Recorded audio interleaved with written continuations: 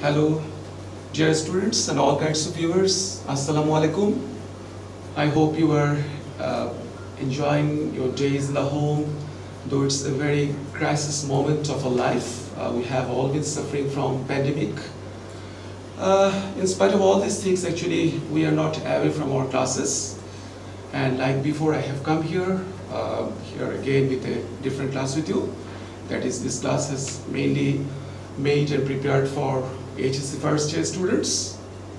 And as you all know me, I am Mazharul Haq, Assistant Professor of English, Kumila Victoria Government College, and I would like to warmly welcome you at this PowerPoint presentation session. Thank you very much. So let's get started. This is the book that you will be following. So what I would like to remind you, dear students, is that you will have to bring the book with you and open at page 68 to follow the lecture. Okay, dear students, what can you see in this image? This is the image of a university abroad, and this is one of the famous universities of the world. So what can you think about this university? I think you are quite right. We are going to talk about higher education in Bangladesh and elsewhere in the world. And look at this frame of pictures. These are the universities of different regions of the world, the prestigious universities of the whole world, and well-known universities ranked high. At the top left corner, University of Technology Sydney. Top right corner, University of Oxford. Bottom right corner, University of Nottingham, Malaysia. And bottom left corner is, Boston University of USA. So these are all the universities. What does this image indicate or reflect? This image, can you guess anything? And I hope you are correct. These images actually tell you that we are going to talk about higher education in Bangladesh, and also its also throughout the whole world and its impact upon the students. So let's go to the next slide. And as you all know, this man is a world poet, Rabindranath Tagore. And I think after looking all these slides, you have come to something has come to your mind, that what are we going to talk about?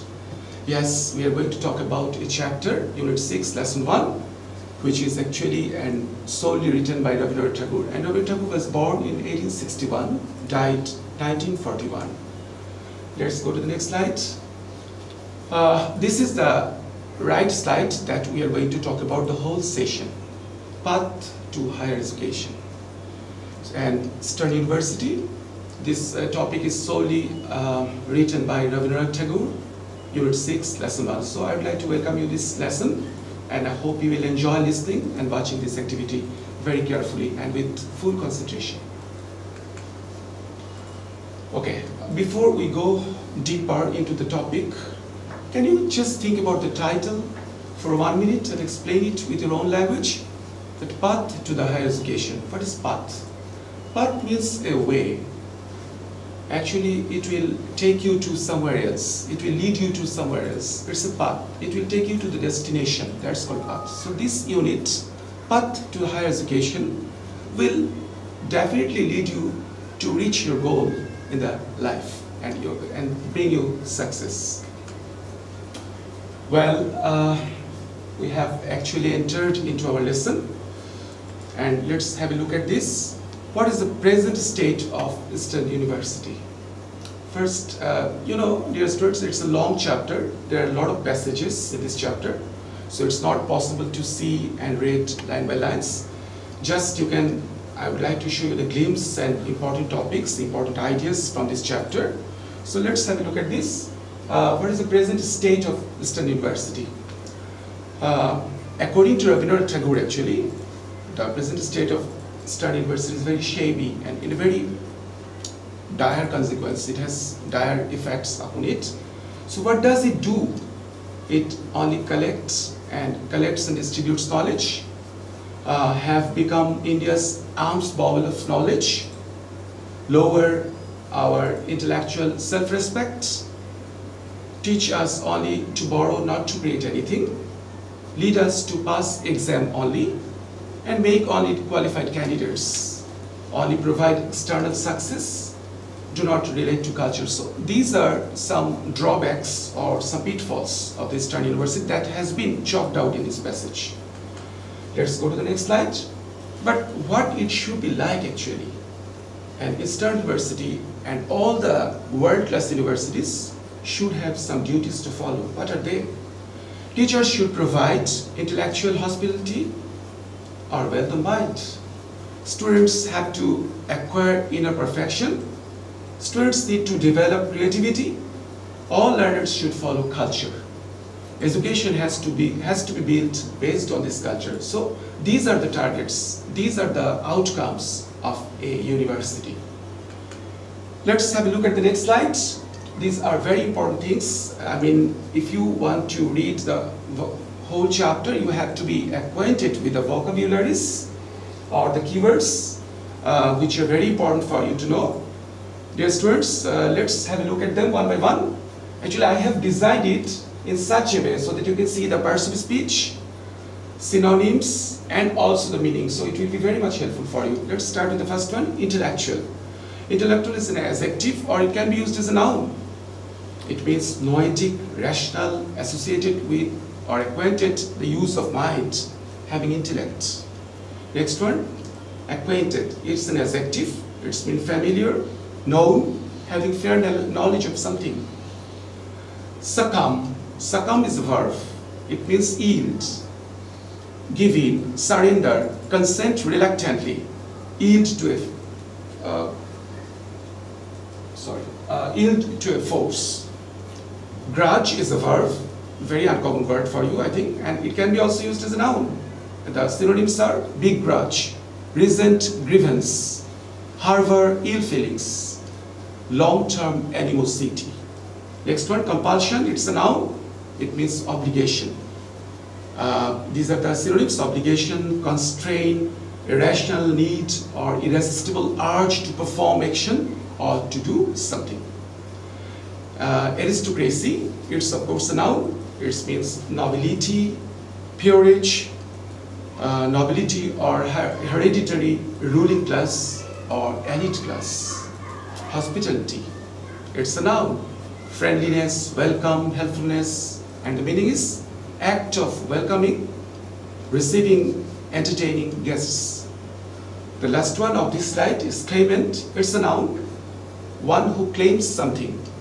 Suitor, applicant or candidate. So there are some more vocabularies. I would like to discuss them one by one. Just words. First one is excellence. It's a noun, means superiority, perfection, worth, quality of being excellent or brilliant. Mechanical is an adjective, lifeless, mindless, acting as if performed by a machine. Next one is proportion. Proportion means, proportion is a noun or it can also be used as a verb. Part, portion, percentage, beat, ratio, a part, a share, considered in a comparative relation to a whole. Next one is lure. Lure is a verb or it can be used as a noun. Temptation, enticement. Humiliation, it's a noun. Embarrassment, shame, disgrace, ignominy. Perversity. Perversity is a noun. It means willfulness, obstinance, tenacity, awkwardness, willful desire to behave in unreasonable or unacceptable way. Maxim. It's a noun. Its synonyms are saying, adage, proverb, motto. Okay, the last one is trampled. It's an adjective. It means treated. That means stamped down or stamped, crushed, walked over, stepped heavily on something or someone, causing damage or injury.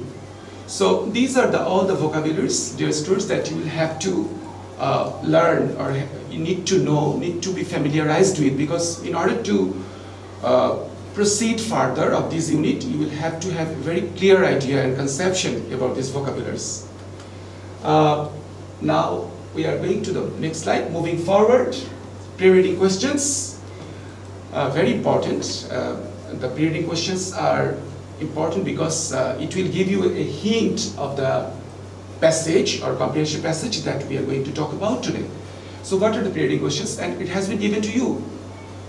What do teachers do in an Indian university? Has Indian education always been like this?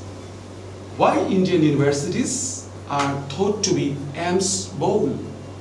What should university actually do for the nation? Why are the intellectuals not doing the right thing? So dear students, while conducting the lesson and while you will be understanding the lesson, you will be thinking about the pre-reading questions, which I will follow at the end of the slide. Okay, this is a very important slide because this will give you the main ideas of the comprehension passage, because it's not possible to read the whole passage line to line or word to word. So I would like to give you the main ideas or summary of the comprehension passage, which will be very helpful for you to understand the whole comprehension passage. So let's have a look at this.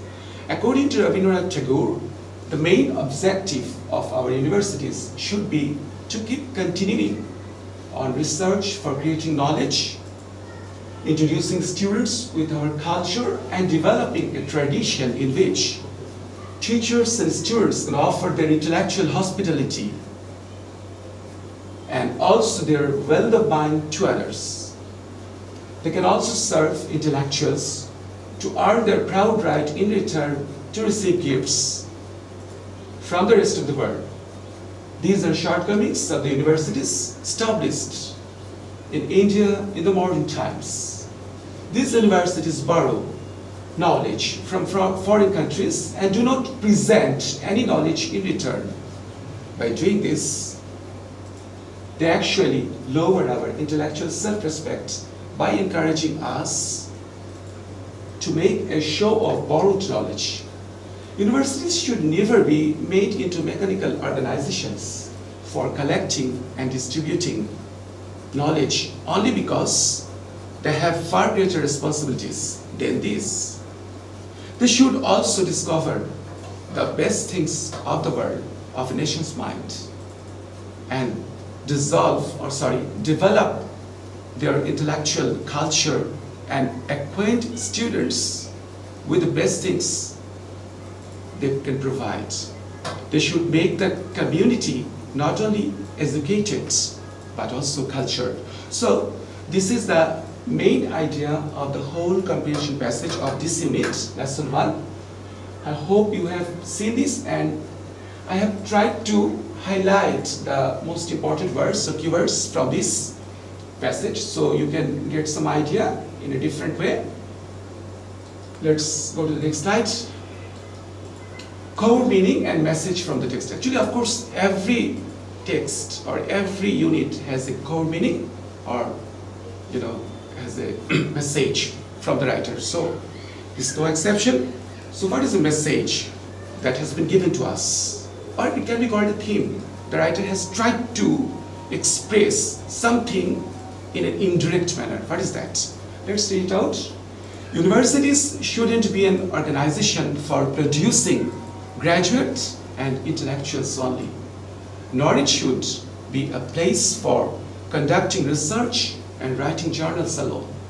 Rather, universities should focus mainly on producing quality graduates and encourage further research activities so as to make intellectuals to usher a change in the mechanical attitudes of the mentality of the people. The universities, must be vigilant enough to sustain the traditional concepts of the society and nourish the culture in such a way so that the intellectuals can be needed for the upgradation of the society and culture. Best practices from other universities can be followed and imitated for constructive changes in the society. Finally, the graduates and intellectuals passing out from the universities should contribute to the nation building activities and serve to the welfare of positive societal changes of the country. So, dear students, there is a core meaning and message from the text which I have tried to establish so that you can get the glimpse and taste of whole passage just in one paragraph. And I hope you have seen this and you have tried to understand this. Let's go to the next slide. Now is the time to remembrance or recall. Can you remember that I have given you some pre-reading questions? Do you remember the pre-reading questions? If yes, try to answer them, or you can discuss it with your partner, because the pre-reading questions are very much helpful for you to get the whole idea of the unit, of this unit.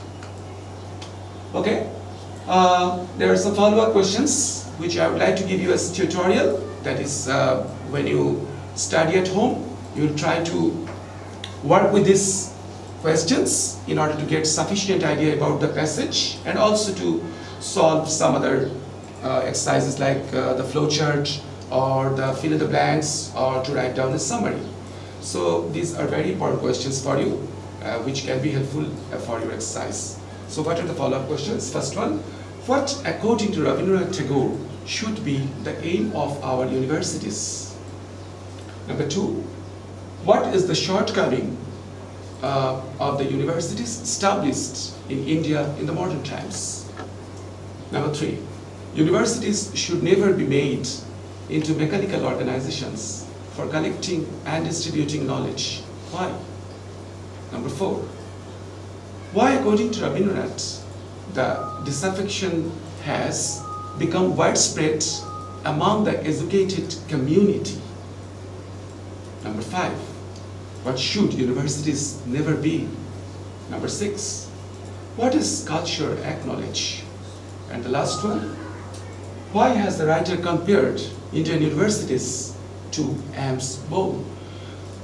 So these are really very important questions, dear students and viewers, because this question will give you a very good idea about the whole unit.